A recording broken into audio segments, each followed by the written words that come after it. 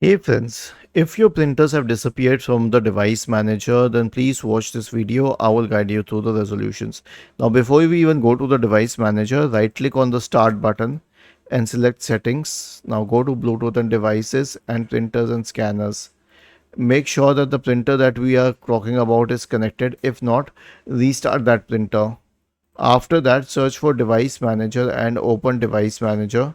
Click on you will have to open printers and check if it is present. If it is present, even in that case, uninstall it. Click on action and click on string for hardware changes. In this case, it will clear the previous list and only show the printers which are in action right now. And if you see a yellow exclamation mark, then you will have to switch on that printer.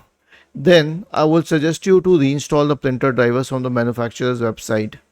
So search for the name brand of your printer and then the model number of your printer. Like I have a 3012 driver. So click on the option where you can download its drivers, download the drivers and open them. Okay. Was this helpful? If yes, then please subscribe to the channel. If not, then let us know in the comment section of the video on how we could help you further. Thank you for watching this video and have a nice day.